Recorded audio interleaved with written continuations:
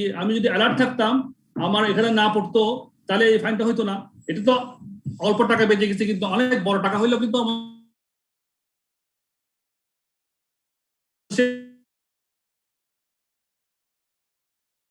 কেন ইম্পর্টেন্ট হয়ে যাচ্ছে। তাহলে increasing legal and regulatory requirements relating to environmental management, এটা একটা ইম্পর্টেন্ট ফ্যাক্টর। তারপর need to meet customers needs and concerns relating to environment, need to demonstrate effective environmental management to maintain a good public image. Public image তো ভালো হয়ে যায়। ঠিক Ruby সিমেন্টের কথাই বলি, যেটা রুবি সিমেন্টের কথা বারবার আসে, আমার ওখানে অনেক প্র্যাকটিক্যাল এক্সপিরিয়েন্স হচ্ছে ওখানে। যে আপনার আমাদের যখন এনভায়রনমেন্টের আমরা দেখলাম যে ওই ফ্যাক্টরির তো একটা প্রথমে তো গভর্নমেন্টের ফ্যাক্টরি ছিল, পরে একটা প্রাইভেট গ্রুপ কিনছিল, ওখান থেকে আমরা হাইডেলবার্গ সিমেন্ট গ্রুপ, ওদের থেকে আমরা কিনে নিই, টিকে গ্রুপ থেকে কিনছিলাম ইনফ্যাক্ট।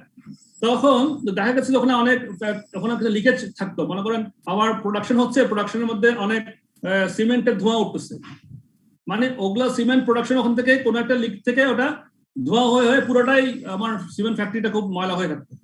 পরে আমরা করলাম কি, ডাস্ট কালেক্টর কিনলাম, বেশ কয়েক কোটি টাকা লাগলো। বিভিন্ন পয়েন্টে পয়েন্টে ডাস্ট কালেক্টর লাগায় আমরা ওইটাকে ওই ডাস্টগুলোকে অ্যাবজর্ব করে ফেলতাম। ব্লোয়ারের মাধ্যমে ডাস্টগুলো অ্যাবজর্ব হয়ে আমার ফ্যাক্টরিটাকে ক্লিন করে ফেলছিলাম।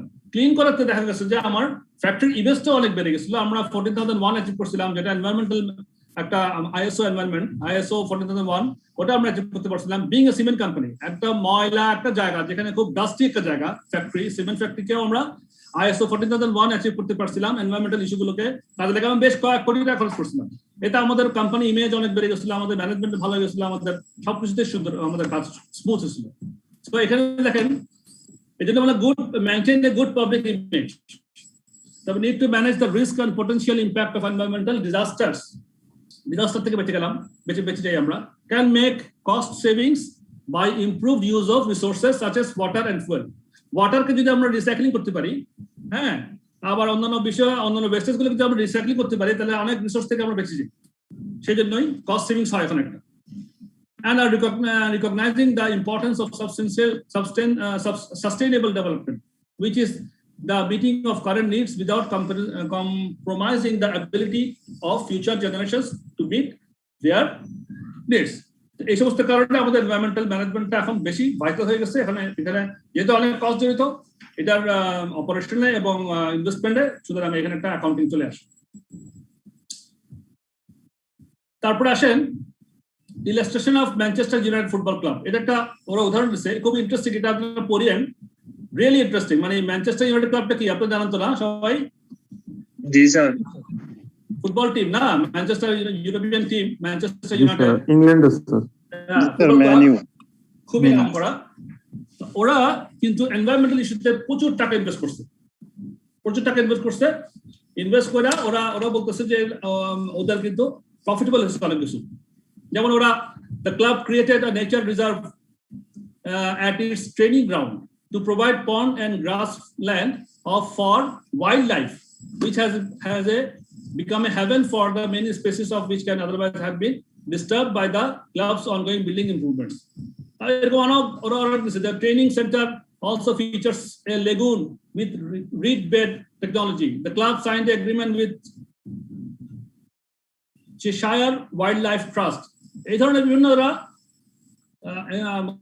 উদ্যোগ নিচ্ছে। তাদের কথা হচ্ছে আমরা we will continue to develop plans to improve the environmental performance of our suppliers and contractors where appropriate. We will look for opportunities to promote environmental best practice initiatives with our commercial partners. ওরা আরো কি করছে, একটা দেখুন, এটা একটা দেখেন, old IT equipment and printer cartridges are also recycled or reused and donated for charitable purposes. Printed publications are now produced from sustainable sources. এই ধরনের ওরা plastic glass including a wide range of products are sent to reuse or recycle, including glass, plastic cans, green waste from our beaches, wood surpluses, even materials like carpets and signal board. মানে ওরা সমস্ত recycling প্রসেসের কাছে environmental ইস্যুর জন্য অনেকগুলো কাজ দিচ্ছে। এই ফুটবল ক্লাবটা, এটা পড়িয়েন আপনারা, এটা খুব ইন্টারেস্টিং। আর কি হচ্ছে আমাদের এনভায়রনমেন্টাল ইস্যুতে কি হয়, ডিপ্লেশন কেন ইম্পর্টেন্ট হয়েছে?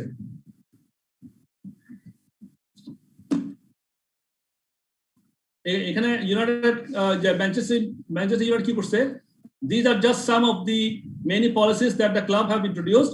They have won many awards through these schemes, and in February 2012 the Manchester United Stadium achieved ISO 14001 certification, যেটা কথা আমি একটু আগে বললাম আপনাদেরকে, যে আমি থাকা অবস্থাতে রুবি সিমেন্ট ফ্যাক্টরিতে আমরা ISO 14001 এনভায়রনমেন্টাল সার্টিফিকেট নিয়েছিলাম। তো ম্যানচেস্টার ইউনাইটেড একই সার্টিফিকেট নিয়েছিল, becoming the first major stadium in the UK to achieve this international environmental management system standard. এখন কেন এটা চলে আসছে আমাদের এই এনভায়রনমেন্টাল ম্যানেজমেন্ট ইস্যুটা, কেন চলে আসছে? একটা হচ্ছে ডিপ্লেশন অফ ন্যাচারাল রিসোর্সেস। আমাদের ন্যাচারাল রিসোর্সগুলো কিন্তু কমে যাচ্ছে, যেমন আমাদের one of the key elements is that natural resources such as carbon, energy and water may run out in the future. For example, it is predicted that by 2030 the global demand for fresh water will exceed supply কমে যাবে আমাদের দেশের মধ্যে। এটা একটা prediction আছে এরকম একটা। সো এই ধরনের অনেকগুলো বিষয় আছে, এবং this is forcing companies to consider reducing existing usage of carbon, energy and water, finding future alternative sources of these resources and reducing unnecessary detrimental impacts of the sources. একটা মিনিট ছুটি দিচ্ছি, একটু আদান হচ্ছে, একটু ওয়েট করি।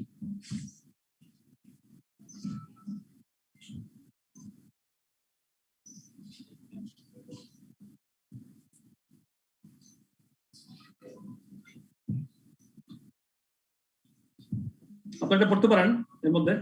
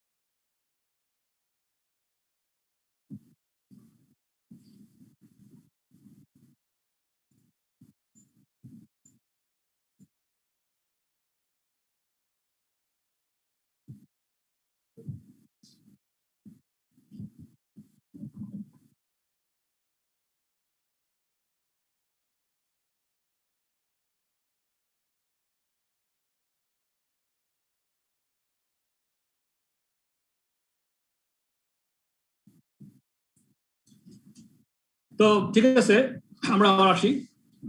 So আমাদের যে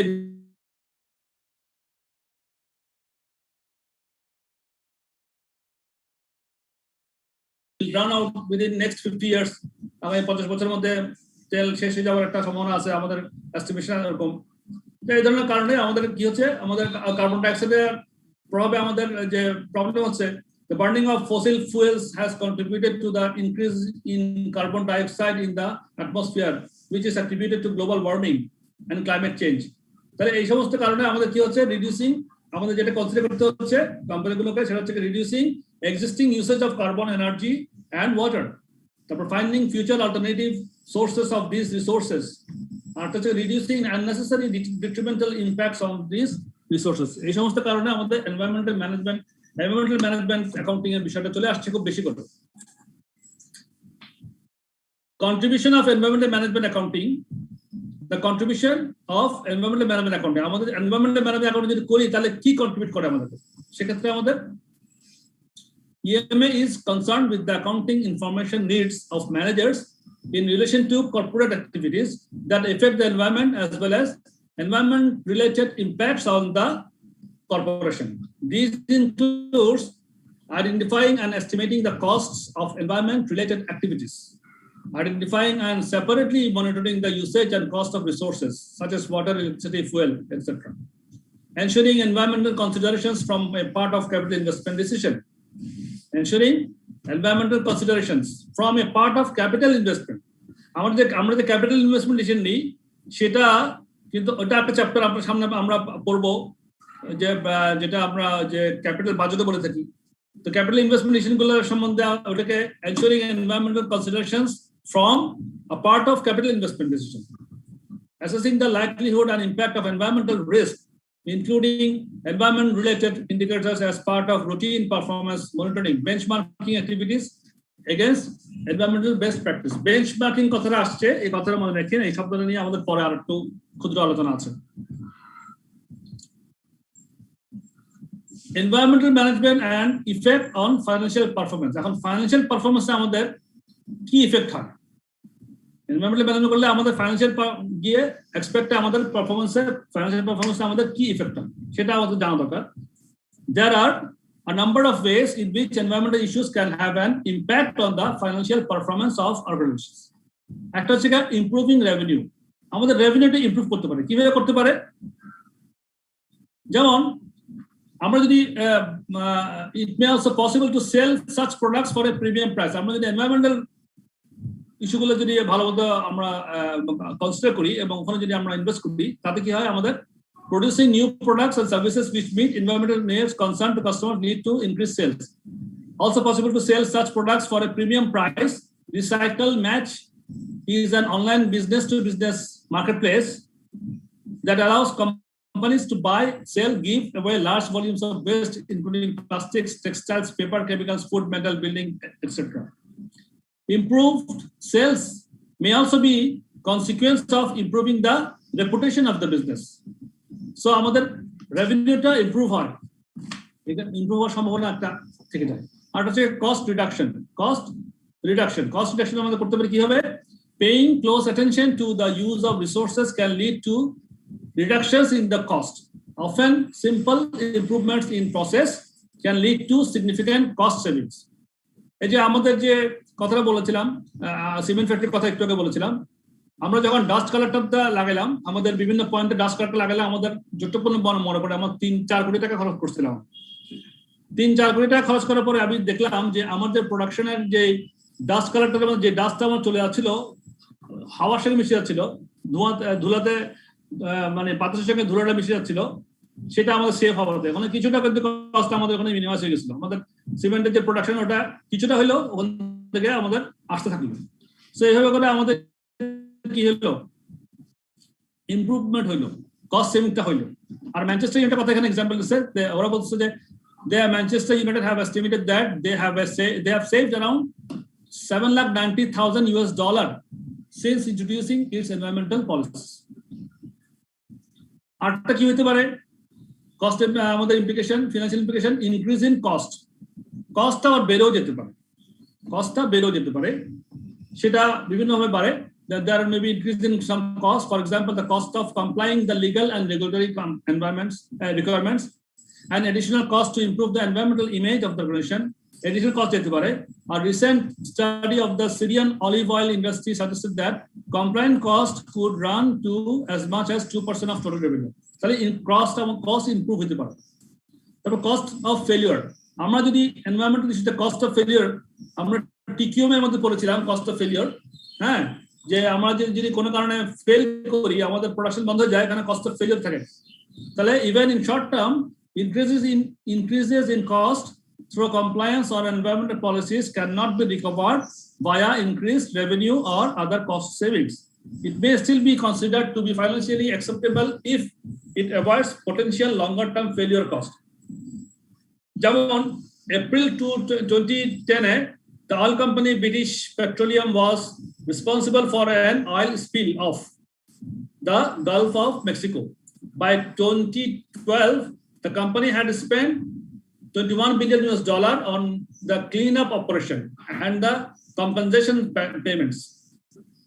And it had also reserved $40 billion for expected future cost concerned with its environmental issues. তাহলে আমাদের কস্ট অফ ফেলিয়ার আছে, কিন্তু সেটা কিন্তু আমরা এখানে এনভায়রনমেন্টাল ইস্যুতে চলে আসছে, সুতরাং একটা হিউজ কস্টের বিষয় এখানে চলে আসে। এরপর আসেন EMA and TQM. EMA and TQM, TQM সম্বন্ধে তো জেনেছিলাম আমরা, টোটাল কোয়ালিটি ম্যানেজমেন্ট। ইএম এর সঙ্গে টিকিউএম এর কিন্তু একদম খুব একটা ক্লোজ একটা রিলেশনশিপ আমরা দেখতে পাই। মানে ইএম এর এনভায়রনমেন্টাল ম্যানেজমেন্ট অ্যাকাউন্টিং এর যেই আছে, যেভাবে আমরা ওটা পরিচালনা করতে চাই, করতে হয় আমাদের, সেটার সঙ্গে টিকিউএম এর সঙ্গে একদম খুবই সুন্দর রিলেশনশিপ আছে। It is arguable that the two are inextricably linked insofar as good as environmental management is increasingly recognized as an essential component of TQM. The focus is upon continuous improvement and the pursuit of excellence. TQM যেমন আমরা continuous improvement কথা জেনেছিলাম, শিখেছি, জানি, সেরকম এখানেও তাই, the focus is upon continuous improvement and the pursuit of excellence. Such organizations pursue objectives that may include zero compliance, zero spills, zero pollution, zero waste, zero accidents. তাহলে সব টিকিউব এর ভাষা। এই টিকিউব এর ভাষা আর ইএমএ বা এনভায়রনমেন্টাল ম্যানেজমেন্ট অ্যাকাউন্টিং এর খুব একটা দারুণ একটা রিলেশনশিপ দেখতে পাচ্ছেন। Information systems need to be able to support such environmental objectives via the provisions of feedback on the success or otherwise. এবার আসেন identifying and accounting for environmental cost, classification of environmental costs. আমরা TQM এ পড়েছিলাম যে আমাদের prevention cost, তারপরে appraisal cost, internal failure cost, external failure cost, ঠিক একই কস্টগুলো এখানে কিন্তু আছে। তো ম্যানেজমেন্ট আর often unaware of the extent of environmental cost and cannot identify opportunities for cost savings. In order to determine the potential for cost savings, it will be important to understand the nature of environmental cost that can be experienced by a firm.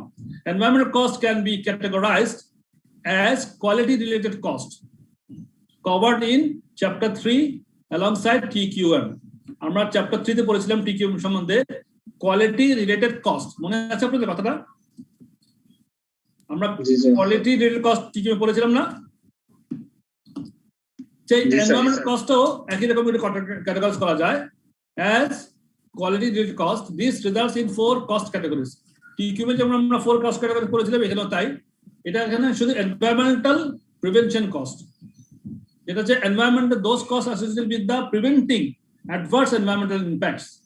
তবে environmental appraisal cost, the cost of activities executed to determine whether products, service and activities are in compliance with environmental standards and policies. The environmental internal failure cost, costs incurred to eliminate environmental impacts that have been created by the firm, internal failure cost.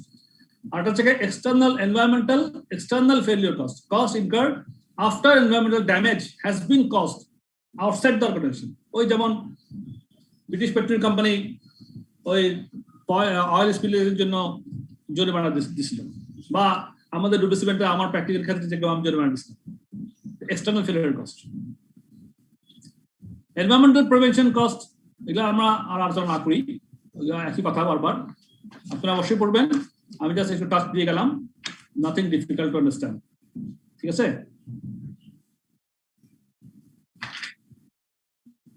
তারপরে আসেন accounting for environmental cost. Environmental কস্টের মধ্যে আমরা অ্যাকাউন্টিংটা কিভাবে করি?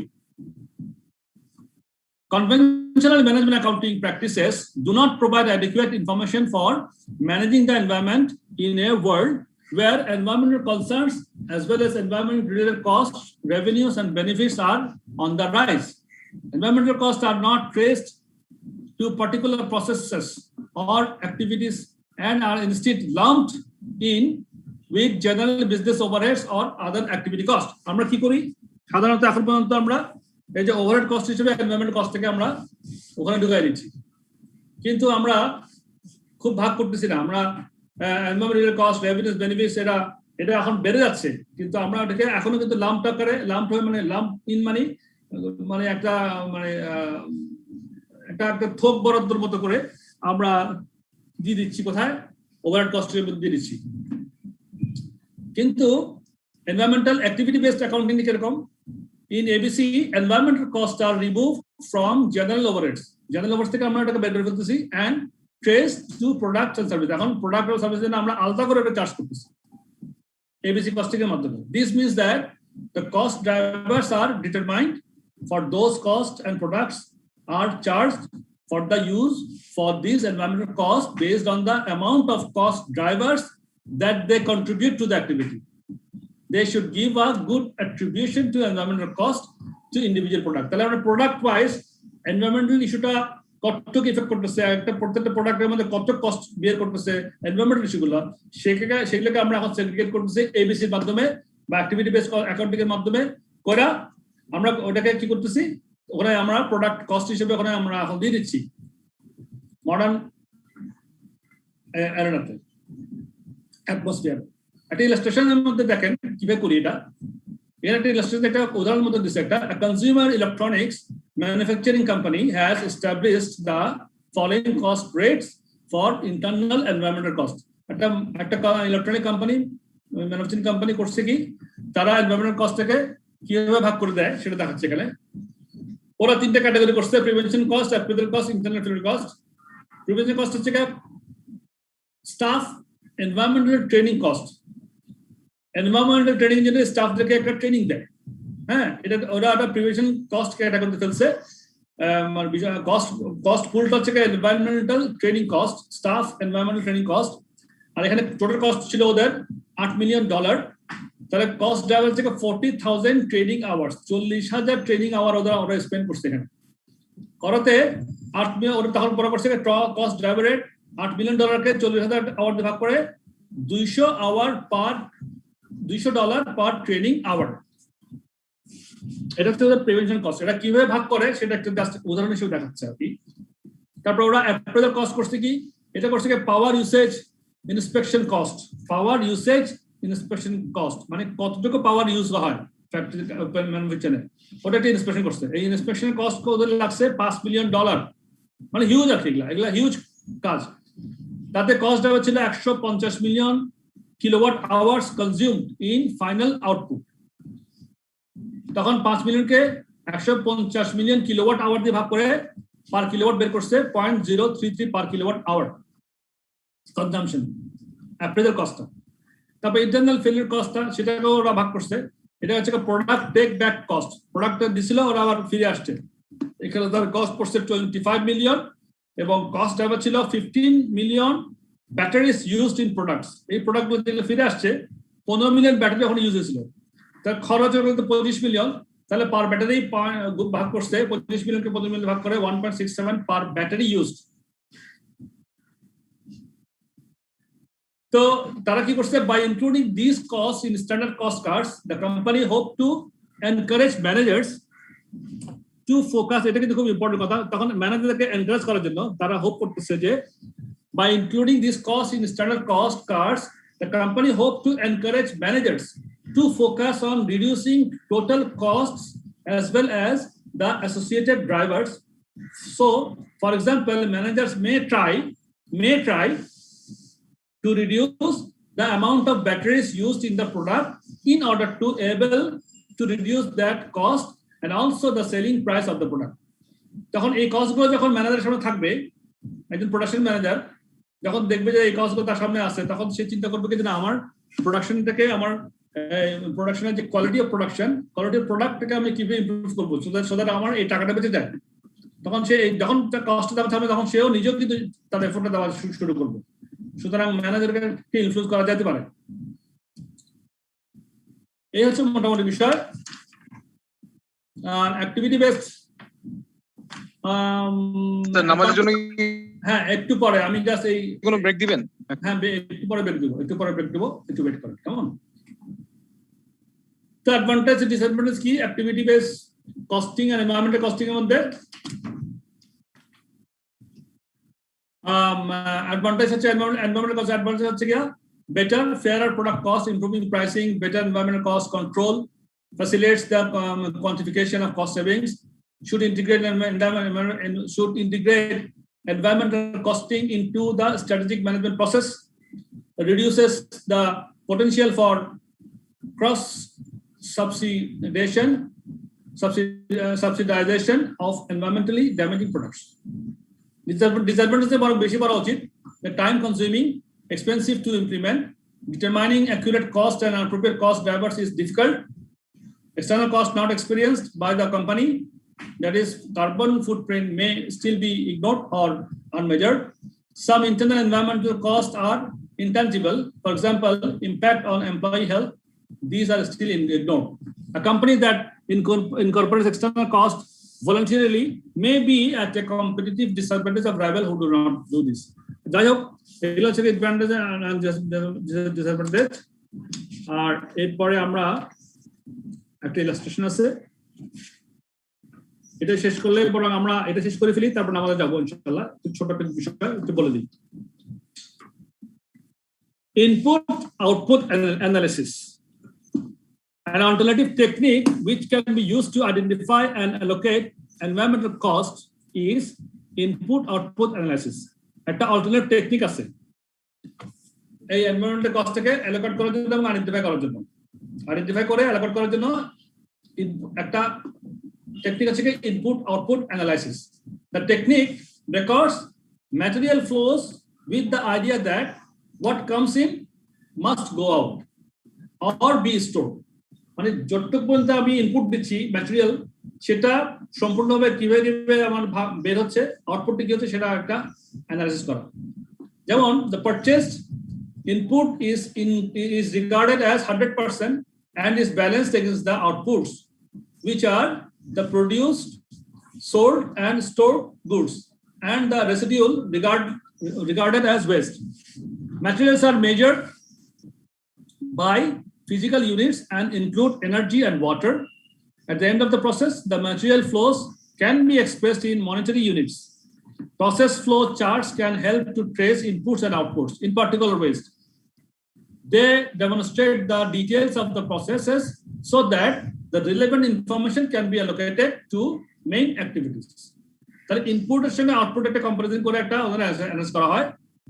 The United Nations Center for Sustainable Development UNDSD provides the following example. একটা example দিছে, input হচ্ছে 100% আর আউটপুট হচ্ছে কত, প্রোডাক্টে চলে গেছে 60%, স্ক্র্যাপ ফর রিসাইক্লিং কিছু স্ক্র্যাপ হচ্ছে ওখানে চলে গেছে 20%, ডিসপোজড অফ অ্যাজ ওয়েস্ট একদম ওয়েস্ট হয়ে গেছে, ডিসপোজ করতে জন্য 15% আর নট অ্যাকাউন্টেড ফর 5%।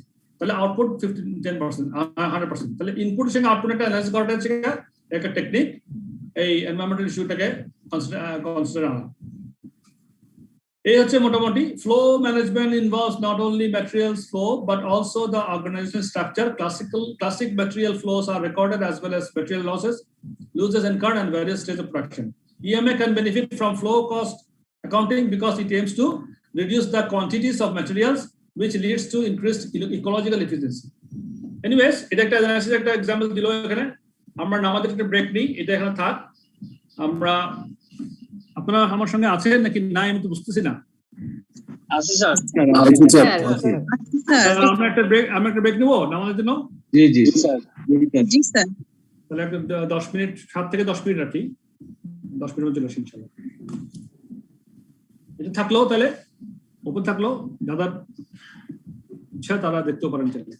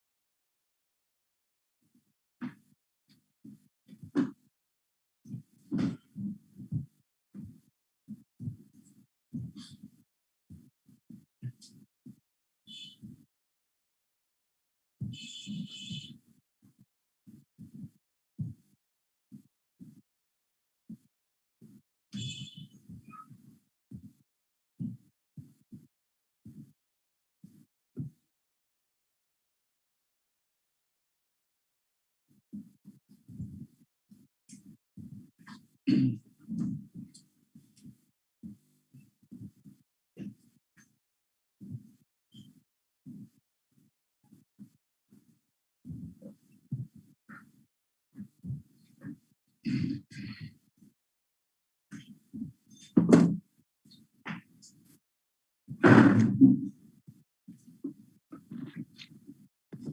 অবস্থা? আমি এসে গেছি। জি স্যার। জি স্যার আছি।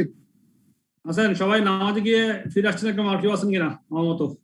আছি স্যার, আছি স্যার। আছেন না? ঠিক আছে, না শুরু করি ইনশাআল্লাহ। হ্যাঁ,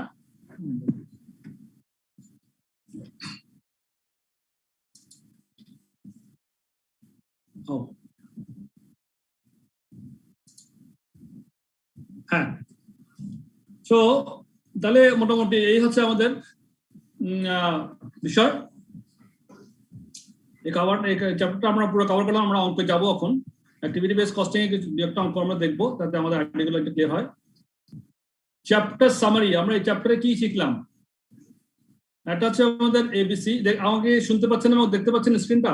কনফার্ম করেন একটু। জি স্যার। জি স্যার। Thank you. তাহলে আমাদের চ্যাপ্টার সামারিতে আমরা কি পেলাম? এবার এই চ্যাপ্টার 5 এ আমরা এবিসি কস্টিং শিখেছি, অ্যাক্টিভিটি বেস কস্টিং। এখানে আমাদের কনভেনশনাল টেকনিক কি ছিল? Lump together. এই লাম্প টুগেদার মানে কি? লাম্প ছিল কি? লাম্প টুগেদার কি মিন করতেছে এখানে? লাম্প টুগেদার কনভেনশনাল টেকনিকে লাম্প টুগেদার কি? লাম্প টুগেদার স্যার এখানে সব ওভারহেড খরচগুলোকে ওভারহেড করে দেখানো হয়। জি জি, ওভারহেডের কথা মিন করা আছে। ওভারহেড লাম্প টুগেদার কনভেনশনাল টেকনিকে and shared on the basis of direct labour hours বা অন্যান্য মেশিন আওয়ার্সও হতে পারে। এখানে ডাইরেক্ট লেবার আওয়ার্স কথা বলছে। এটা ছিল আমাদের কনভেনশনাল টেকনিকে আমরা করতাম। আর এবিসি কি করলাম? Split the by activity by অনুযায়ী স্প্লিট করলাম এবং share on the basis of fair cost drivers, এটা আমরা শিখছি। আর এনভায়রনমেন্টাল কস্টিং এর মধ্যে কি শিখলাম? এনভায়রনমেন্টাল কস্টিং এ আমরা কনভেনশনাল টেকনিকে কি করতাম? Included yes part of other overheads. Other overhead হিসেবে এনভায়রনমেন্টাল কস্টিং কে আমরা আগে কনসিডার করতাম, কিন্তু এবিসি কস্টিং এর মধ্যে আমরা আরো মোর সফিস্টিকেটেড, মোর স্পেসিফিক করার জন্য আমরা এনভায়রনমেন্টাল কস্টটাকে split out and share using appropriate cost drivers. ঠিক আছে, এই আমরা শিখলাম। এবার আমরা এবিসি কস্টিং সম্বন্ধে আমাদের ধারণাটা রিভিউ করে আবার আমরা একটা এক্সাম্পল করি। তাহলে এবিসি কস্টিং এর মধ্যে আমরা কি করব? কিভাবে আমরা অ্যালোকেশন করব বলেন তো? হাউ? স্যার ইনিশিয়ালি আমরা প্রত্যেকটা অ্যাক্টিভিটিকে সেপারেট করব এবং অ্যাক্টিভিটি যে ড্রাইভার গুলোকে আইডেন্টিফাই করব। এরপর অ্যাক্টিভিটি রেটটা বের করব এবং কোন ডিপার্টমেন্ট বা কোন প্রোডাক্ট কতটুকু অ্যাক্টিভিটি কনজিউম করলো তার উপরে বেস করে আমরা অ্যাক্টিভিটির খরচটা অ্যালোকেট করে দিই। Right, thank you. মানে আমরা ওভারহেডকে আমরা কনভেনশনাল টেকনিকে কি করতাম আর অ্যাক্টিভিটি বেস টেকনিকে কি করব? কনভেনশনালি আমরা কি করতাম? একসঙ্গে সব ওভারহেডকে একসঙ্গে এক জায়গায় অ্যাকুমুলেট করে আমরা ওইটাকে আবার ডিস্ট্রিবিউট করতাম, তাই না? কনভেনশনে। কিন্তু অ্যাক্টিভিটিতে আমরা তা করব না। অ্যাক্টিভিটি কি করব? আমরা অ্যাক্টিভিটি ওয়াইজ গ্রুপিং করে নেব, ঠিক করে নেব। তো দেখেন, আমরা এক্সাম্পল গুলো করলে আপনারা বুঝবেন যে কত ডিফারেন্স হয়ে যায়, মানে ডিসিশন মেকিং কত ডিফারেন্স। এটা খুব ইন্টারেস্টিং এইগুলো। আমরা একটা দুটো করলে আমাদের আইডিয়া একদম ক্লিয়ার হয়ে যাবে ইনশাআল্লাহ। টেস্ট অফ আন্ডারস্ট্যান্ডিং 1 কি বলতেছে এখানে? হ্যান্ডস আপনারা সবাই স্ক্রিন দেখতে পাচ্ছেন তো না? জি স্যার, দেখা যাচ্ছে। আমরা আলোচনা করব, আমরা এখানে সলভ করব, তাহলে আমাদের একদম ক্লিয়ার হয়ে যাবে। Hansa Limited has a single production process for which the following costs have been estimated for the period ending 31st December to 20x1. সে আমরা material received and inspection cost 15,600, power cost 19,500, material handling cost 13,650। এগুলা কোন ক্যাটাগরির expense বলেন তো?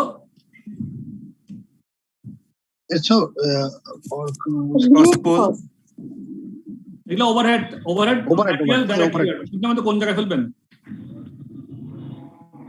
Sir direct material labour overhead কোন ক্যাটাগরির এই তিনটার মধ্যে কোনটা ওভারহেড স্যার ওভারহেড রাইট সেটা জানতে চাচ্ছিলাম যে ম্যাটেরিয়াল তাহলে আমাদের তিন ধরনের এই ওভারহেডটাকে তিন ভাগে ভাগ করে দিয়েছে power cost material received cost এবং ম্যাটেরিয়াল হ্যান্ডলিং কস্ট তা বলতেছে ওরা three products XYZ are produced by workers who perform a number of operations on material blanks using handheld electrically powered drills.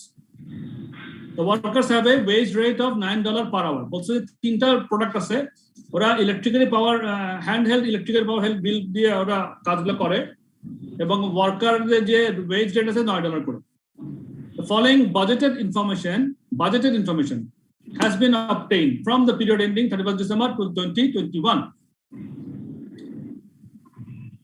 So, কিছু ইনফরমেশন দিছে কি information the production quantity XYZ production quantity X এর 2000 Y এর 1500 Z এর 800 batch of material 10 X এর 10 Y এর 5 batch লাগে Z এর 16 ব্যাচ লাগে batches of material কত ব্যাচে মেটেরিয়াল আসে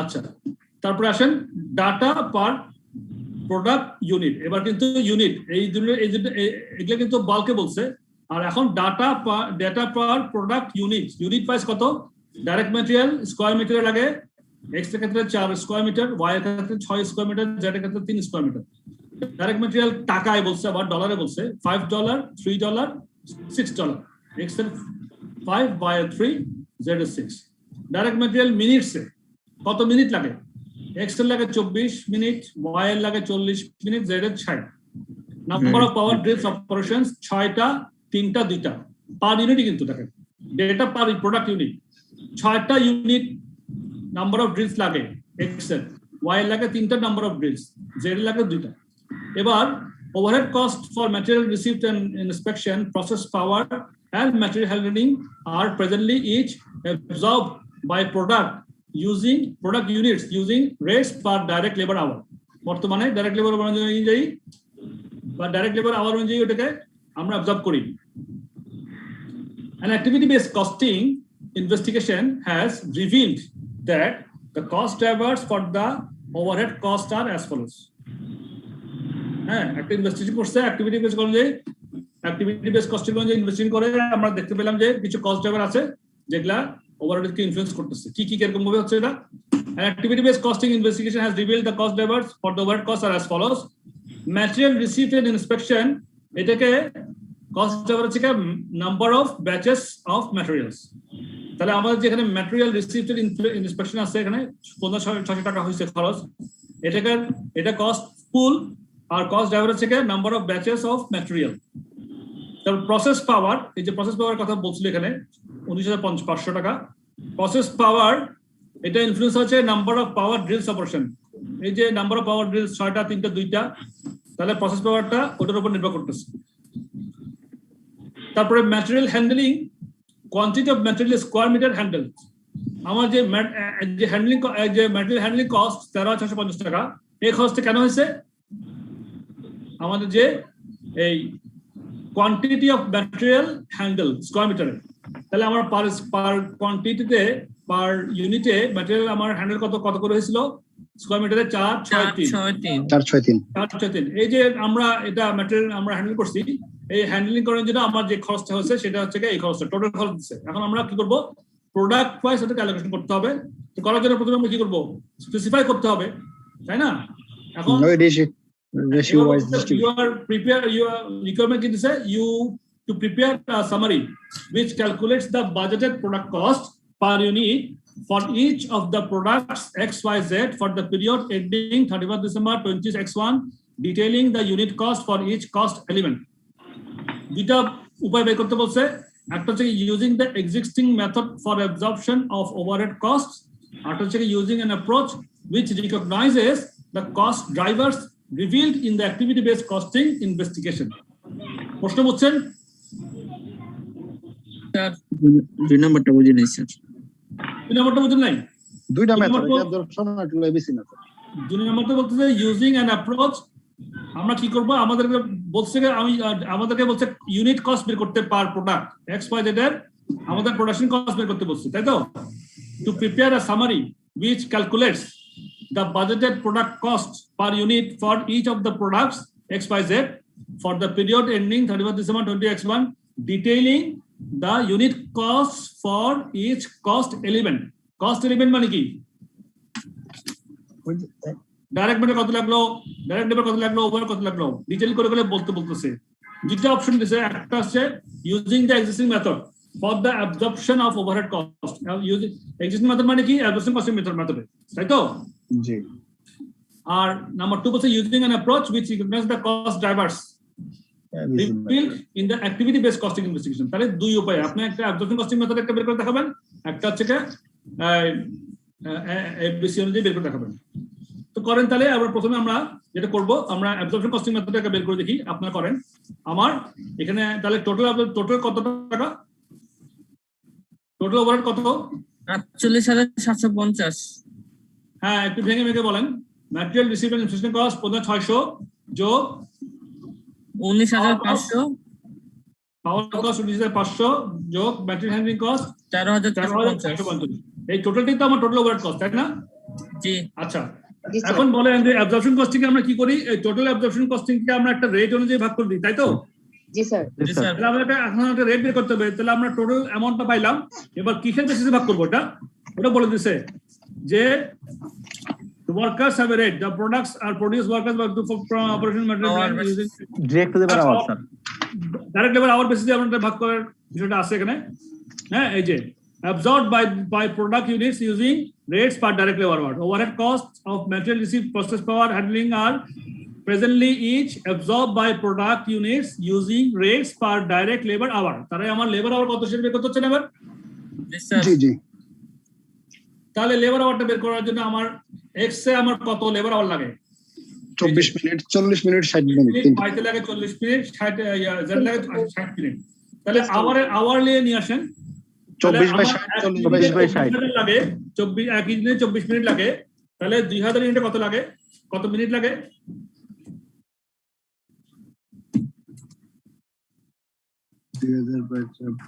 2000 গুণ 24 মিনিট, তাই তো? 800 টোটাল আছে। 60 মিনিট। হ্যাঁ, 800 স্যার। 800 কি আওয়ার না minute? Minute. Sir hour. Hour. Sir ঘন্টা হবে তো? আওয়ার হইছে, এটা বুঝেন নাই কেউ? 800 আওয়ার স্যার। 800 আওয়ার হইছে, এটা বুঝেন নাই কেউ? এমন তো বলেন যে বুঝিনি স্যার, আমি 800 আওয়ার হইছে এটা বুঝতে পারিনি। স্যার আমি বুঝি নাই কেমন হলো জিনিসটা। Thank you. প্রোডাক্ট আওয়ার যে আমরা 800 ইউনিট কিভাবে বের করলাম সেটা বুঝতে হবে তো, না কিন্তু আমরা আটকে যাবো সামনে গিয়ে। এই দেখেন এখানে ডাইরেক্ট লেবার আওয়ার কত মিনিট লাগে? 24 মিনিট লাগে। এক্স এ লাগে 24 মিনিট লাগে স্যার। 24 মিনিট লাগে। তাহলে 1 ইউনিটে 24 মিনিট লাগে। 2000 ইউনিটে কত লাগে? 2000 গুণ 24 দেন কত হয়? 4800। 48,000 কি মিনিট তো নাকি? মিনিট তো। হ্যাঁ মিনিট। তো মিনিটকে ঘন্টায় নেন, কত দিয়ে ভাগ করবেন? ভাগ 60 দেন, ভাগ দেন। ঘন্টা কোন ভার্সন হলো? স্যার বুঝতে পারছি, থ্যাংক ইউ। তাহলে 800 ঘন্টা পেয়ে গেলেন। তো একইভাবে আপনার প্রোডাক্ট ওয়াই বের করেন, প্রোডাক্ট জেড বের করেন, কত হয়? টোটাল 2600 আওয়ার হয় কি টোটাল তিনটা মিলে। তাহলে প্রোডাক্ট ওয়াইতে 1500 ইউনিট গুণ 40 মিনিট ভাগ 60 1000 কত হয়? 1000 না? 1000 আর পরেরটা 800। প্রোডাক্ট ওয়াইতে হয় 800 গুণ 60 মিনিট 800 হবে স্যার। পুরাই হবে। 60 সেট কাটা 800। হ্যাঁ, আর ভাগ 60 মিনিট আর কথা কি 800। তাহলে product A B x Y Z তিনটার ঘন্টা যোগ করলে কত হয়? 2600 ঘন্টা হয়। আর আমরা পেলাম অ্যাবজর্পশন 48,750। তাহলে 8,750 টোটাল ওভারকে আমরা কত দিয়ে ভাগ করব? 26 আওয়ার দিয়ে 26 দিয়ে ভাগ করব। 26 দিয়ে গেলে আমরা পার 18.50। 1 ঘন্টায় কত রেট বের করে নিলাম, তাই না? ওভারহেড রেট 1 ঘন্টায় কত বের করলাম? 18 টাকা 75 পয়সা। 18 টাকা 75 পয়সা। জি। হ্যাঁ, এবার দেখেন আমার প্রোডাক্ট এতে লাগে কত মিনিট? 24 মিনিট লাগে না? 1 ঘন্টায় 18 টাকা 72 পয়সা। তাহলে 24 মিনিটে কত?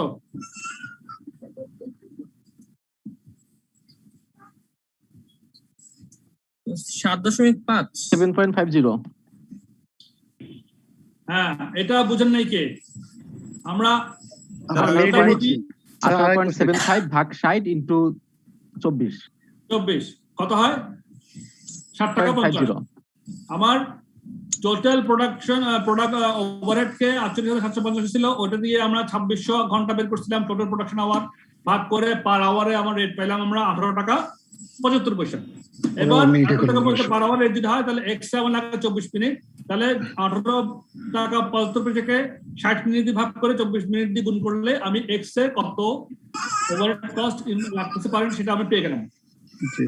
পেয়ে গেলাম তো? এবার 40 মিনিট কত লাগা? ওয়াই 40 মিনিটে 18 টাকা 75 পয়সা ভাগ 60 গুণ 40 12 টাকা 50 পয়সা 12.50। জি সবাই স্যার। ক্লিয়ার? সবার ঠিক আছে তো না? আচ্ছা, কেউ কিন্তু না ছেড়ে যাবেন না, কিন্তু ক্লিয়ার না হলে অবশ্যই বলবেন। আজকে মানে আমাদের সুযোগ। হ্যাঁ প্লিজ, হ্যাঁ লজ্জা পাওয়ার কিছু নাই এখানে, প্রশ্ন ভুল হলে কোনো অসুবিধা নেই, কিন্তু বুঝতে হবে আমাদের, না বুঝে যাবো না। এরপরে জেডে কত লাগতেছে? আমার 60 মিনিট পুরো লাগতেছে, তার মানে 1 ঘন্টা পুরাই, তাহলে 18.75 ভাগ্য না করার কিছু নেই। তাহলে আমি এবার আমার ডাইরেক্ট বেঞ্চে কত লাগে প্রোডাক্ট পাইতে, এবার এক্স পাইতে এক্স এ আমার ম্যাটেরিয়াল লাগে 5 টাকা, 5 টাকা 3 টাকা 6 লেবার টাকা লাগে 3 টাকা। লেবার রেটটা বের করেন, 9 টাকা করে রেট বলেছে। Workers have a wage rate of $9 per hour, তাহলে 24 মিনিটে কয় টাকা লাগে? 9 টাকা 60 পয়সা। কি 3 টাকা 60 পয়সা। হ্যাঁ, 9 টাকা ভাগ 60 মিনিট গুণ 24 মিনিট, তাহলে 3 টাকা 60 পয়সা হয়। জি মানে 9 টাকা পার আওয়ার রেট, ওইটাকে আমি পার আওয়ার মিনিট আনলে 60 দিয়ে ভাগ করলে মিনিটে আসলো কত? 24 মিনিটে 24 দিয়ে গুণ করলাম, তাহলে কত পাইলাম? 3 টাকা 60 পয়সা। বুঝেন নাই কেউ আছেন? ঠিক আছে। ডাইরেক্ট লেবার 3 টাকা 60 পয়সা কেন বেড়েছে? বুঝেন নাই কেউ আছেন কিনা বলেন? তাই একটু আরেকবার আরেকবার বলুন একটু। হ্যাঁ, the workers এখানে কি লিখছে? the workers have a wage rate of $9 per hour, বলছে না? জি, ঘন্টায় 9 টাকা করে দেওয়া আছে। ঘন্টা 9 টাকা দেওয়া আছে, তাহলে আমার প্রোডাক্ট এক্স এ কত ঘন্টা লাগে? 24 মিনিট করে লাগতেছে একটা। 24 মিনিট লাগে, 1 ঘন্টা লাগে না। তাহলে 1 ঘন্টা যদি 9 টাকা দিই, মানে 60 মিনিটে যদি 9 টাকা যদি দিই, তাহলে 24 মিনিটে কয় টাকা দিই? 3 টাকা 60 পয়সা। 3 টাকা 60 60 পয়সা দিই। আবার 1 মিনিটে যদি আমি 9 টাকা দিই, তাহলে 40 মিনিটে কয় টাকা দিই? ওই সিঙ্গেল 6 টাকা 9 টাকা 6 টাকা 9 টাকা। আবার এটা 60 মিনিট পুরোটাই 9 টাকা দিই, তাই তো? আচ্ছা, তাহলে আমার প্রোডাক্ট এক্স এর আমরা পুরো হিসাব করি। আমার ম্যাটেরিয়াল লাগে 5 টাকা, ডাইরেক্ট লেবার লাগে 3 টাকা 60 পয়সা, আর প্রোডাকশন ওভার বের করছিলাম 60 টাকা 50 পয়সা, 16 টাকা 10 পয়সা। 16 টাকা 10 পয়সা। হ্যাঁ, 16 টাকা 10 পয়সা। জি স্যার। আচ্ছা, তারপরে প্রোডাক্ট ওয়াই তে হিসাব করেন, আমার 3 টাকা, আর আমরা লেবার বের করছিলাম কয় টাকা? 6 টাকা বের 6 করছিলাম, টাকা 6 3 9 টাকা। আর আমাদের যে মানে ওভারহেড রেট অনুযায়ী কত টাকা 8 ছিল? টাকা 50 পয়সা ছিল। 8 টাকা 50 পয়সা।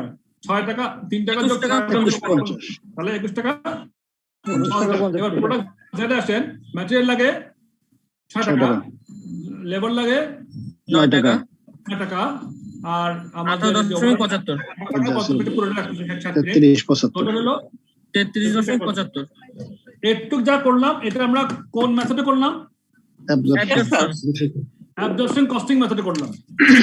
এবার আমরা দেখবো যে এটা আমরা যদি ওই কস্ট ড্রাইভার মানে এবিসি তে গিয়ে কি দাঁড়ায়।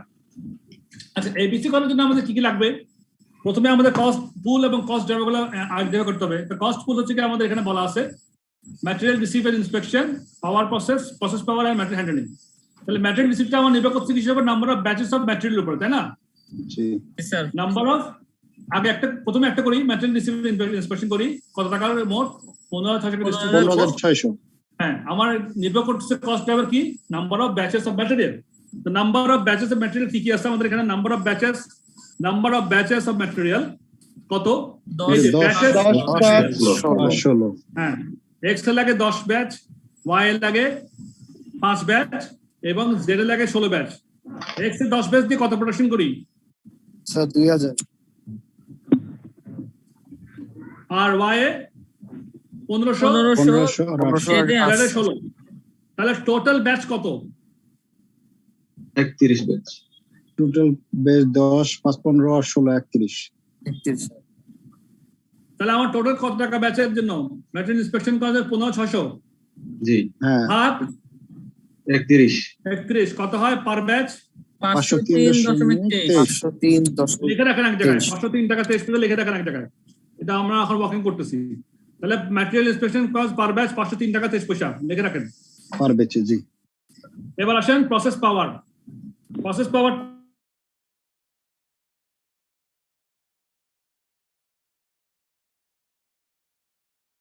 পাওয়ার রেট ইজ 632 632 কি পুরো ব্যাচের জন্য, পুরো প্রোডাকশনের জন্য নাকি পার ইউনিটের জন্য? পার ইউনিটের জন্য। তাহলে আসেন তাহলে কত টোটাল নাম্বার আমার ড্রিল লাগতেছে সেটা বের করি। 2000 ইনটু 6 6 লাগলে 2000 এর জন্য জি 12000 এক ইউনিট কিনতে লাগলে 1500 এর জন্য 4500 তাই না? আবার এক ইউনিটে দুটো করে লাগলে 800 এর জন্য 1600 যোগ করলে টোটাল কত হয়? 18,100। তাহলে আমার 19,500 টাকা দিয়ে ওই total number of power drill যেটা বের করলাম সেটা দিয়ে ভাগ করলে কত টাকা আসে? 1.0773 পার ড্রিল অপারেশন।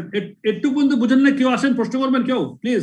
না ঠিক আছে, বুঝেন না কেউ? প্রশ্ন করেন। বুঝেন না কেউ? বুঝতে পারছি স্যার। না স্যার বোঝা গেছে সহজে। সবাই বুঝছে না? হ্যাঁ, কারণ এগুলো আউটপুটের বিষয় কিন্তু এগুলো কিন্তু আমরা মিস করলে আমাদের আর হলো না। এগুলো কিন্তু খুব কমপ্লিকেটেড না, কিন্তু ভেরি ইজি, কিন্তু আমাদের কনসেপ্ট যেন ক্লিয়ার থাকে প্লিজ। সুতরাং না বুঝলে আমাকে প্রশ্ন অবশ্যই করবেন, আমরা বুঝে নিব। এরপর আসেন আমাদের কি দেখলো? Material handling cost quantity. এটা নির্ভর করছে কোয়ান্টিটি অফ ম্যাটেরিয়াল হ্যান্ডেল উপরে। তো কোয়ান্টিটি ম্যাটেরিয়াল হ্যান্ডলিং কত? 13,650 13,650 টাকা হচ্ছে টোটাল টাকা। হ্যাঁ নির্ভর করছে quantity of material square metre handle. তাহলে আমার ডাইরেক্ট ম্যাটেরিয়াল এখানে হ্যান্ডেল করছি স্কয়ার মিটারে 4 মিটার 6 মিটার 3 মিটার। তাহলে এবার আমার এক ইউনিটে 4 মিটার, 2000 ইউনিটে 4 দুগুণ 8000 মিটার। ওয়াই এর ক্ষেত্রে 1500 ইউনিটের জন্য 6 15 90 900 মিটার, না সরি 9000 মিটার। তারপর আসেন 800 এর ক্ষেত্রে 2400 মিটার। হ্যাঁ, তিনটা যোগ করেন, যোগ করে 13,650 ভাগ করলে কত টাকা আসে? 19,600। 0.703 পার স্কয়ার মিটার। তাহলে পেয়ে গেলাম না? লিখে রাখেন 703। তাহলে এই হিসাবটা বের করে ফেললাম না? এবার আমরা প্রোডাক্ট প্রাইস থেকে অ্যালোকেশন করে দেবো। এই হচ্ছে বিষয়, আর কিছু না।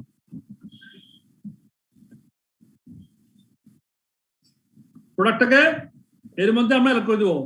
অ্যালোকেশন করে দিলে আমরা রেজাল্টটা পেয়ে যাবো। ঠিক আছে, আমি নেক্সটে যাই, আমাদের হাতে সময় কম। আমি বুঝাই দিচ্ছি জিনিসটা, আসলে ঘাপলা বুঝাই দিচ্ছি। বাকিটা আপনারা বাসায় বসে বসে প্র্যাকটিস করলে পেয়ে যাবেন ইনশাআল্লাহ। আমি যদি বলেন তাহলে আমি নেক্সট অঙ্কে যেতে চাই। ম্যাটেরিয়াল হ্যান্ডলিং এর অ্যালোকেশনটা একটু বুঝাই দিবেন স্যার। এখানে ওই যে বলেন সলিউশনে দেখতেছি M2 মানে পাওয়ার দেওয়া, মানে এরকম ভাবে করা। ম্যাটেরিয়াল হ্যান্ডলিং কস্ট হচ্ছে 13,650, তাই তো? আচ্ছা, ম্যাটেরিয়াল হ্যান্ডলিং কত?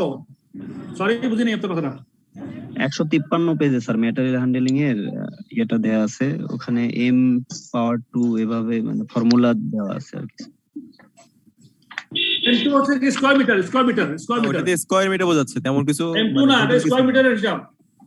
ও আচ্ছা আচ্ছা, বুঝতে পারছি। ওটা স্কয়ার মিটার মানে ওখানে আপনি যেখানে 150 তে আছেন তো ওখানে মধ্যে ওই ব্যাটারি স্কয়ার মিটার, অসুবিধা নেই। আর কোনো ঘাপলা নাই এখানে, আশা করি পারবেন। না পারলে আমাকে নেক্সট ক্লাসে বলতে পারবেন, অসুবিধা নেই। ঠিক আছে, আমরা স্যার আমাদের তো ডিটেইলস ওয়ার্কিং পরীক্ষায় দরকার নাই নাকি? যদি দেখাইতে হবে আপনি ওয়ার্কিং করে দেখা দিবেন। ওয়ার্কিং দিতে মেইন এখানে, ওয়ার্কিং টাই মেইন। ডিটেইলস না হলেও একদম খুব মানে বেশি লিখতে হবে না, অল্প অল্প করে দেখা দিলেও বুঝতে পারলে হবে যে আপনি বুঝতেছেন। আচ্ছা আচ্ছা ঠিক আছে স্যার আমরা এক্সামে তো ওয়ার্কিংটা আগে করে নিব না? হ্যাঁ, আপনার অঙ্ক তো এখানে কম্পিটিশনটাই হচ্ছে কি আপনি কিভাবে করতেছেন বুঝতেছেন কিনা এটাই বোঝার বিষয়, আপনি কিছু না। Okay sir. এটা তো কম্পিটিশন তো খুব কঠিন কিছু না, এটা সহজ কম্পিটিশন, কিন্তু আপনি বুঝে করতেছেন কিনা। স্যার একটা কোশ্চেন ছিল। বলেন প্লিজ। স্যার আমরা এক্সামে কি এই অঙ্কগুলা কি মানে ওই ছকে কি করব নাকি এমনি নরমালি করে দিব স্যার? নরমালি ধর কথা এমনি করেন, অসুবিধা নেই। খালি বুঝাতে হবে যে আপনি বুঝতেছেন, যেমনি করেন না। জি স্যার। স্যার মানে হচ্ছে যে ওই জার্নাল লেজারের মতো তো ছক করা লাগবে না, তাই না স্যার? জার্নাল লেজার মতো ছক এখানে কেন আসবে রে ভাই? কেন আসবে বলেন না? এটা নরমাল অঙ্ক এগুলো। নরমাল অঙ্কের মধ্যে আপনি হিসাব নিকাশ করতেছেন, আর কিছু তো নাই এখানে।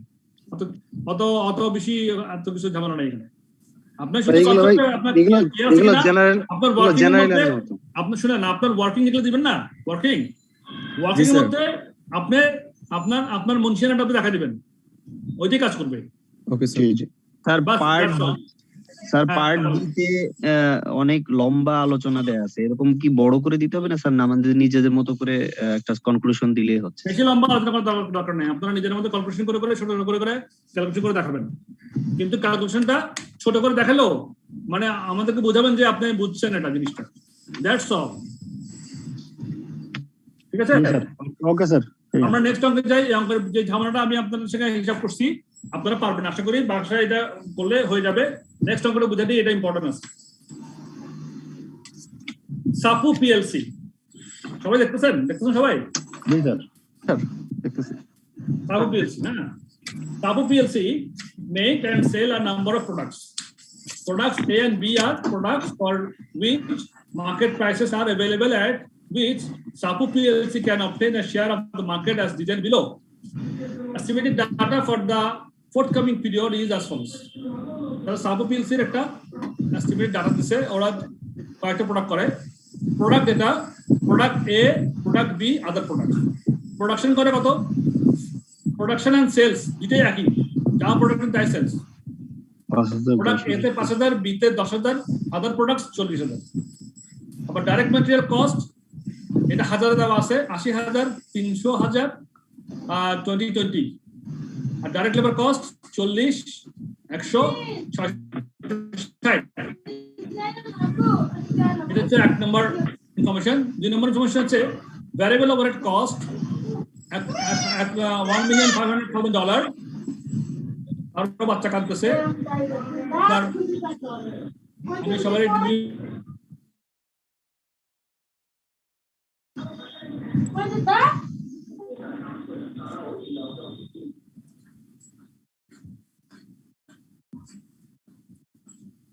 হ্যাঁ স্ক্রিন আসছে আবার? জি স্যার। আচ্ছা, আমার সঙ্গে আপনারা ইন্টারঅ্যাক্ট করিয়েন, না বুঝলে বলবেন।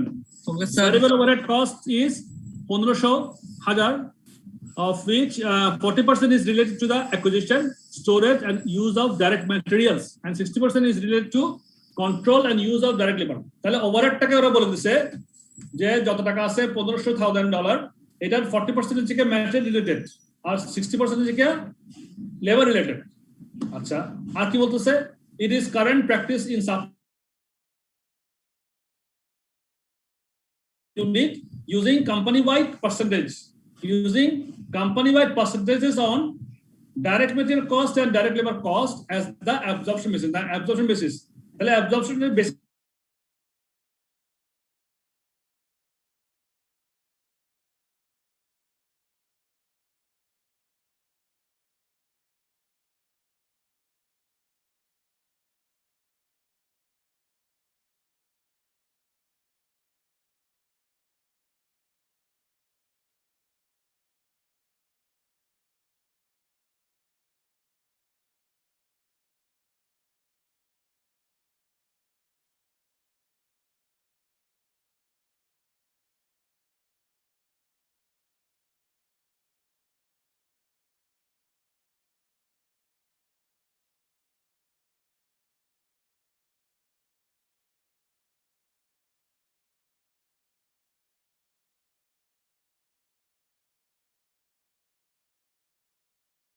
বলতেছে ডাইরেক্ট রিলেটেড ওভারহেড যেটা আছে সেটা cost driver is material bulk, the bulk proportions per ইউনিটে কত বাল্ক প্রপোর্শন লাগে? 4, 1 টাকা 1.5।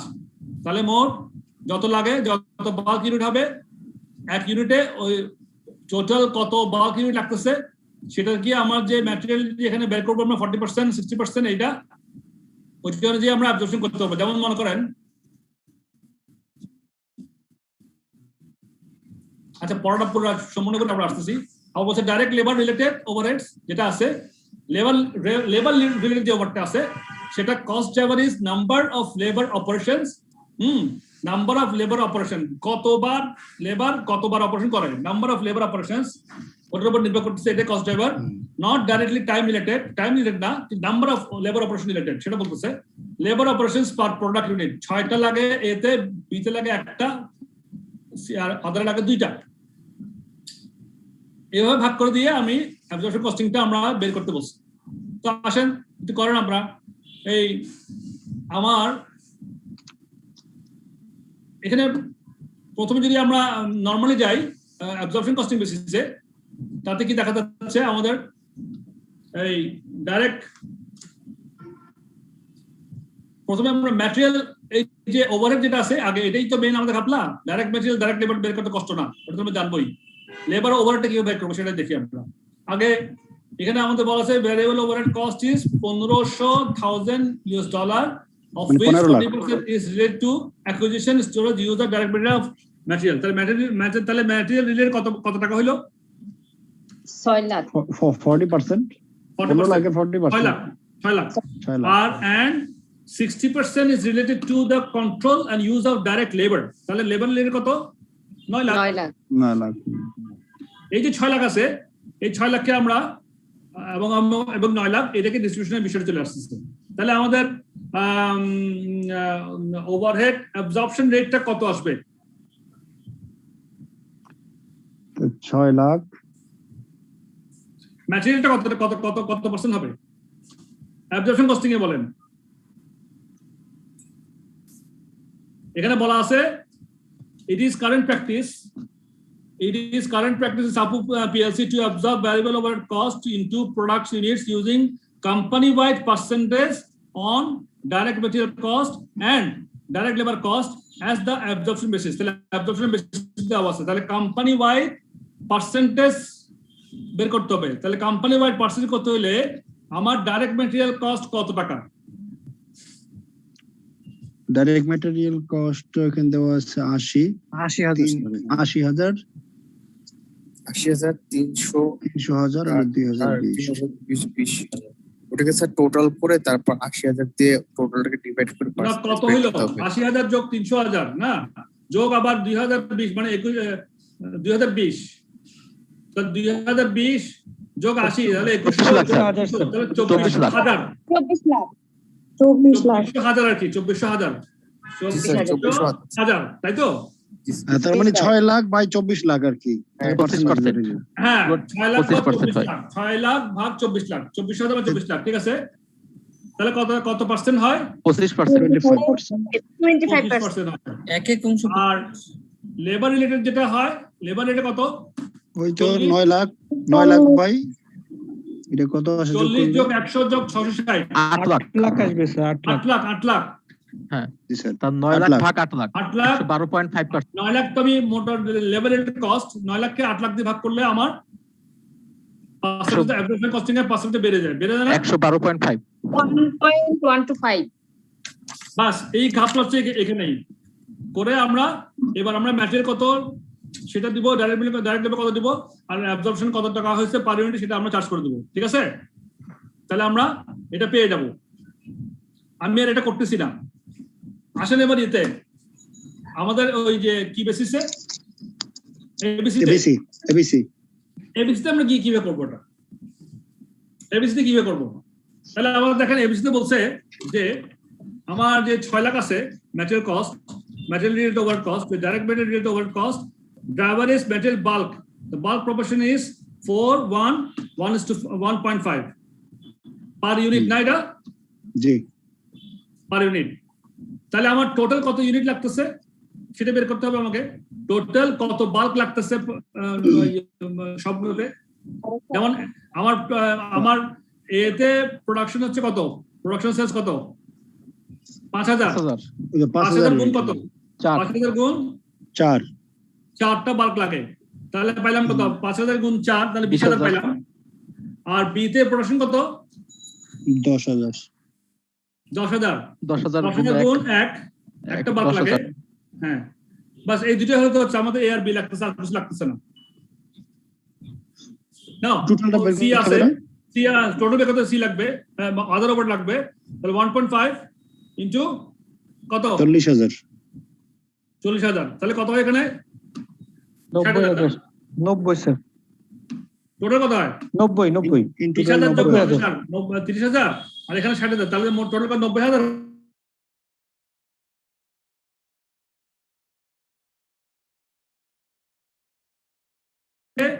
আমরা এবার কি করব 90,000 দিয়ে ভাগ ভাগ করলে আমরা পার ইউনিটে পাচ্ছি 6.67 তাহলে 6.67 6 লাখ ভাগ 90,000 সমান 6.67 overhead per unit of bulk, তাই না? জি sir overhead per unit of bulk. তাহলে আমার এতে লাগছে কত, কয়টা বাল্ক লাগতেছে? 4টা বাল্ক 4টা। তাহলে 6 টাকা 67 পয়সা বের করছেন গুণ 4, 4 তাহলে এতে আমার 26.67 এর জন্য পেরেছি 6.67 বিতে কত 6.67 into 1 একটা বাল্ব 1, হ্যাঁ। আর আদার প্রোডাক্টের দরকার আমার বের করার দরকার নাই, না। যেহেতু আমাকে এ আর বি বের করতে বলতেছে। হ্যাঁ, আচ্ছা গেল। তাহলে আমরা ওভারটা এবার লেবারটা বের করি। 6 1 2 আমার পার ইউনিট লাগে labour operation, cost average number of labour operation 6 1 2। তাহলে আমার জি 5,000 এর জন্য একটার জন্য 6 বার লাগে লেবার অপারেশন, 5,000 জন্য কত লাগে 530,000, জি স্যার 5,000 ইউনিট প্রোডাকশন। স্যার বুঝতে পারছি বিতে লাগে কত আর বিতে লাগছে 10,000 10,000 গুণ 1 10,000 আর আচ্ছা, আদার প্রোডাকশন লাগে কত 40,000 গুণ 2 80,000। তাহলে টোটাল কত কত লেবার অপারেশন 1,20,000 আর আমার লেবার রেটের কস্ট দেওয়া কত ছিল 9 9 লাখ, লাখ ডিভাইড 1,20,000 ভাগ 9 লাখ ডিভাইডেড বাই 1,20,000, তাহলে কত হয় 7.5 7.50 4,000 টাকা। তা বাস এবার আমরা বের করে ফেললাম। এবার আমরা এভাবে ভাগ করব, ঠিক আছে? ভাগ করে আপনারা যখন এটা বসাবেন, বসানোর পরে দেখবেন। আচ্ছা আমি একটা কথা বলে দিই, অঙ্ক চ্যাপ্টার এই আপনার এই যে এটার যে ইকুয়েশন করা আছে, মানে সলিউশন যেটা করা আছে, ওটার মধ্যে লেবার রিলেটেড কস্ট বি তে 11 টাকা 25 পয়সা লেখা আছে, এটা ভুল, এটা 7 টাকা 50 পয়সা করে দিয়ে এটা ভুল আছে 155 এ তার কত লিখবো এটা স্যার? পেজ 155 আসেন, চলে আসেন। এই জি দুটো স্যার, অঙ্ক আপনারা বাসায় অবশ্যই করবেন, বুঝছেন না? তাহলে আপনারা কোনো ঝামেলা থাকবে না ইনশাআল্লাহ। স্যার কত লিখবো স্যার 7.50 11 টাকা 25টা ওটাকে 7 টাকা 50 পয়সা করেন। আপনারা হিসাব করলে বুঝবেন, আমি এখানে বলে দিচ্ছি কনফিউজ না হওয়ার জন্য, ঠিক আছে? Sir thank you sir confuse না হওয়ার বলে দিলাম, কিন্তু আপনারা এই দুটো অঙ্ক হাতে কলমে করবেন, হাতে কলমে, নাহলে কিন্তু ক্লিয়ার হবে না। বুঝবেন দেখি হাতে কলমে করবেন, ঠিক আছে? জি স্যার হাতে কলমে করবেন, ইনশাআল্লাহ আমাদের ক্লিয়ার হয়ে যাবে। আর অন্যান্য টেস্ট বা আন্ডারস্ট্যান্ডিং যেগুলো আছে সেগুলো অবশ্যই করবেন।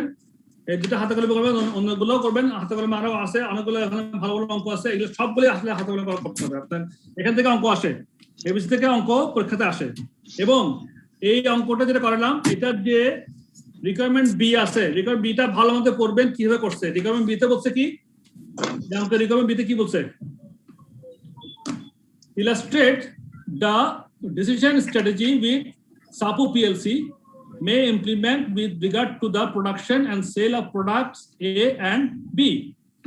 Use unit cost as calculated in A1 and A2. এই যে আমরা হিসাব যেটা করলাম সেটা। Use unit cost as calculated in A1 and A2 together with other information given in the question in your analysis. Your answer should include relevant calculations and discussion may be prepared in a form suitable for presentation to management. এটা কিন্তু আপনি একটা ম্যানেজমেন্টকে presentation করবেন, রিপোর্টটা আপনি হিসাব করে এই হিসাবগুলো যেগুলো করছেন এগুলি হিসাব করে দেখাবেন, দেখায় রিপোর্ট রাইটিং কিভাবে করতে হয় এটা ইলাস্ট্রেশনের মধ্যে দেওয়া আছে। এখানে পেজ কত জানি, এটা ওই যে খুব সুন্দর করে ওরা লিখছে, বুঝছেন? 56 পেজ 156 পেজের মধ্যে কিভাবে লিখছে, কিভাবে ডিটেইলস পড়বেন, মাথায় ঢুকে ফেলবেন, মুখস্থ করতে হবে না, মাথায় ঢুকাবেন যেন লিখতে পারেন। এইগুলা কোনো মুখস্থ করার বিষয় না, আপনার মাথা ঢুকাবেন যে এটা যে কিভাবে আমাকে যদি আমাকে রিপোর্ট রাইটিং করতে দেয় পরীক্ষাতে, তাহলে আমি কিভাবে লিখবো। তাহলে এটা পড়লে আপনারা জিনিসটা বুঝতে পারবেন, মুখস্থ করিয়েন না, বুঝে বুঝে করবেন। প্রত্যেকটা জিনিস কিভাবে করছেন ইনশাআল্লাহ রিপোর্ট রাইটিংটা শিখবেন। এই রিপোর্ট রাইটিং পরীক্ষার সময় দিয়ে ফেলে কিন্তু এগুলো আনসার করতে আপনাদের হিমশিম খেয়ে যাবে মানুষের। একবার দুবার এগুলো প্র্যাকটিস করবেন, দেখে দিবেন, লেটার রিপোর্ট রাইটিং এর মতো এগুলা ইজিলি আনসার করতে পারবেন। স্যার রিপোর্ট লেখার ক্ষেত্রে স্যার ম্যাথের স্যার স্ট্রাকচার যেটা স্যার দেওয়া হয়েছে স্যার মানে বইয়ের আনসারের ভিতরে এটা কি দিতে হবে স্যার? এটা তো আপনি অবস্থা বুঝে দিবেন, আপনার কখন কি আপনি কটুক ম্যানেজমেন্টে কি আপনার কি প্রেজেন্টেশন দিবেন, আর মানে কি ইনফরমেশন আপনার রিপোর্টে থাকবে, কি ইনফরমেশন থাকবে না, এটা তো আপনার উপর নির্ভর করছে, আপনার কারিশমার উপর নির্ভর করছে, আপনার ক্রেডিবিলিটির উপর নির্ভর করছে। রিপোর্টটাতে আমি আপনাকে মানে শিখাই দিতে পারবো না। এটা something that you have to express from your thoughtful information, from your mind, from your strategical writing, তাই না? তো ওইটা আপনি সেভাবে লিখবেন। যদি আপনার ইনফরমেশন দিতে হয় ইনফরমেশন দিবেন, ইনফরমেশন দিতে হলে ইনফরমেশন দিবেন না, কিন্তু যা লিখবেন ভাই প্রফেশনাল লিখবেন, যেন আপনার মধ্যে লেখার মধ্যে একটা প্রফেশনাল স্টাইল যেন থাকে, এটি হচ্ছে আমার মুখ্য কথা। ঠিক আছে, ইনশাল্লাহ কোনো ব্যাপার না। এই পরীক্ষাতে আমাদের এই বেশিরভাগ প্রবলেম হয় পাস না করার একটা কারণ, সেটা হচ্ছে যে আপনার ওই মানে না বুঝে লেখা, বুঝছেন, না বুঝে লেখেন। সো এই আর কি।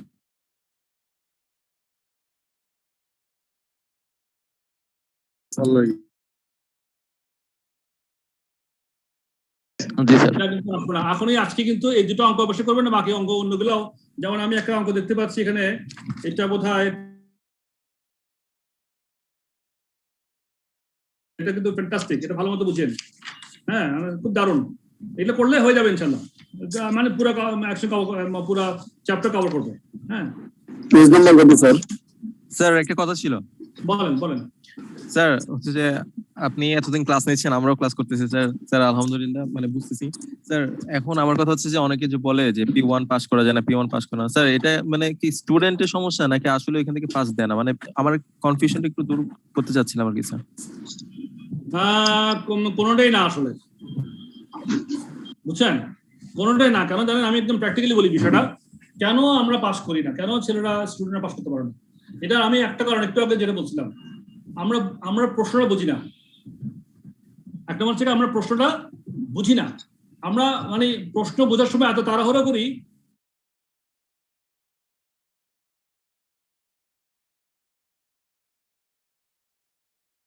একদম মুখ্য কারণ। আপনাকে যেহেতু একটা প্রফেশনাল পরীক্ষা, এটার মধ্যে আপনি বেশি কিছু বলার দরকার নাই, কিন্তু আপনাকে বুঝে লিখতে হবে। আপনি প্রশ্নটা অবশ্যই বুঝবেন। এই পরীক্ষাতে বিশেষ করে প্রশ্নটা, যে আমি যে প্রশ্নটা ডিসকাস করলাম আপনার সঙ্গে, এখানে এই কোনটার ক্ষেত্রে কোনটা আপনার লেবার ওরিয়েন্টেড, কোনটা ডাইরেক্ট ম্যাটেরিয়াল ওরিয়েন্টেড, কোনটা, এই জিনিস যদি বুঝতে পারো না, বুঝে পরে হিসাবটা পারফেক্টলি করতে পারো না, এটাই বুঝে না বাচ্চারা, এটাই আমাদের লেকিংস। সুতরাং কিভাবে আমরা রিকভার করবো? রিকভার করতে হলে আপনাকে অনেক অনেক প্রশ্ন পড়বেন। আপনি বেশি অঙ্ক প্র্যাকটিস হাতে করার দরকার নেই। আপনি 10টা 15টা অঙ্ক আপনি প্রশ্ন পড়েন, আপনি 4টা অঙ্ক করেন। 4টা অঙ্ক কেন করবেন হাতে লিখে? কারণ আপনার ওটা লেখার প্র্যাকটিস কিন্তু দরকার আছে ফ্লুয়েন্সের জন্য। আর আপনি 15টা 20টা অঙ্ক আপনি পড়েন, বিভিন্ন প্রশ্ন থেকে পড়েন, বই থেকে পড়েন, অন্যান্য বইতে আছে, আমাদের ম্যাটেরিয়াল, আমাদের যে পরীক্ষা আছে, পরীক্ষার প্রশ্ন আছে, এটা পড়েন। পড়লে আমরা সাধারণত